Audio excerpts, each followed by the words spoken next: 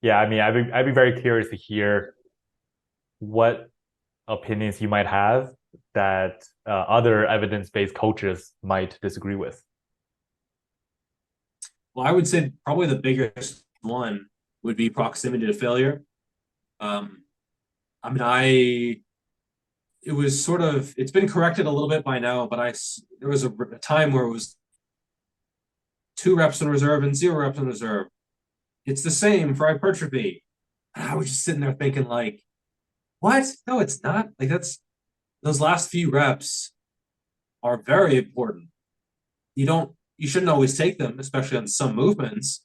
But the idea that 2 reps in reserve, and once you train to failure a lot, consistently for many years, 2 reps in reserve, it just doesn't do anything. Hmm. Maybe on like an RDL or a back squat or something, but I can't imagine taking 2 reps in reserve on like a chest supported row or a biceps curl or a push down. And so a lot of my stuff is actually beyond failure. I would say the majority of my isolations, a lot of my compounds, like rows, pull ups, pull downs, some pushing movements, some pressing movements, they're actually beyond failure. I'm still doing pretty high volumes, but a lot of it beyond failure. And as long as you can adapt to it and you can build yourself up over many years and you enjoy that repeated bout effect, I think you can survive and actually thrive from quite a lot of training, some of which, a pretty good amount beyond failure. And most people will be like, oh, beyond failure, that's only 1 set. High intensity training, you can only do that for 1 set anymore and you're overtraining. Whereas I've actually seen, pretty good results from taking beyond failure stuff for a pretty good amount of volume. I think the key is to keep it controlled, keep it with good technique, always controlling that eccentric, and gradually adding and adapting over time.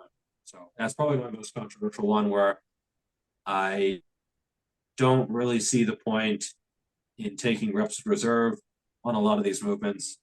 I mean, powerlifting was basically what came up with RPE and RIR in the first place for a reason. It's because the barbell lifts, they're already very challenging.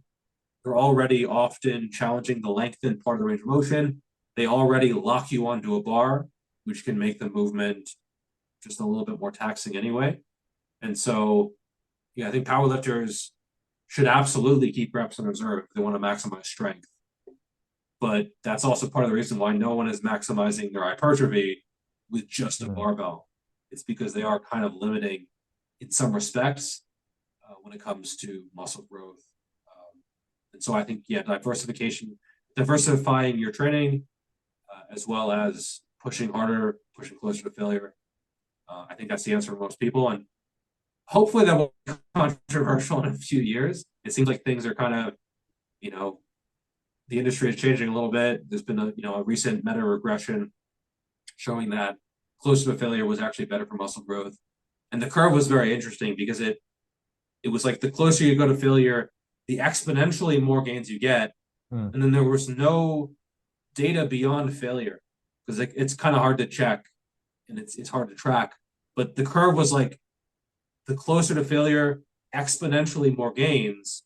And so, I'm actually beyond the curve where most of my stuff is beyond failure. Yeah. And so I actually don't find it too surprising how I've been making, good progress.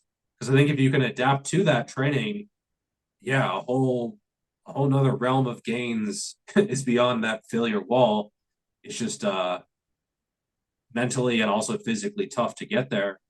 You have to sort of build towards it and you have to do it on only certain movements as well. So if someone is listening to this, I always try to have the mantra of do no harm. So ease into it, only do it on like a chest supported row or a certain, non-spinally loaded movement. And, try to do some partials afterwards on one of your sets, right? But don't do it on every set all at once, because that's when you're not really adapted to it. You don't have that repeated bout effect. And so when it comes to beyond failure training, definitely ease into it and realize that it's something that will take at least a few months, if not a few years, to really adapt to and start paying dividends. Maybe that's the secret to steroids. It lets you train beyond failure. Maybe. I mean, yeah, the recovery. Um, there was one guy who was like, "Yeah, the reason I took steroids was so that I could train more and harder." And I was like, "Actually, that's a reason I could I could understand, because that's like the part of training that I actually enjoy."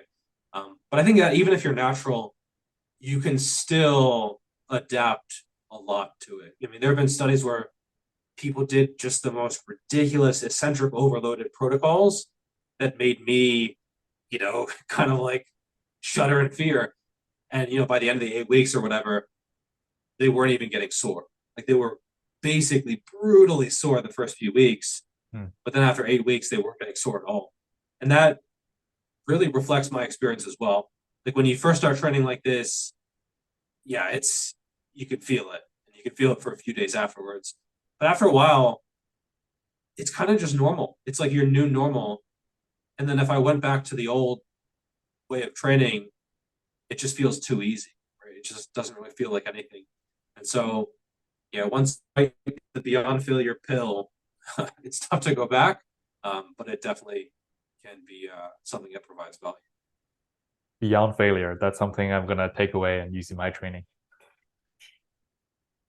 Yeah, no, it's super fascinating, and I think there are a lot of applications to where it could be useful. I will also say that most people probably should focus on getting to failure first, or maybe even just 0 reps in reserve. Because I mean, the majority of people are like 4, 5, 6, 7, 8 reps in reserve already, where they think they're going to failure, and then they actually put in a really good effort and they get like 7 extra reps compared to before, and so they don't have to worry about beyond failure. Like you've been training a while, so I'm sure you have a pretty good gauge of where failure is. But I would say for a lot of people, they should work on getting closer to failure and then maybe to it on some movements before attempting beyond. Because near failure training actually still can be very, very effective. And then, after a few years of that kind of stuff, they can, go into the great beyond.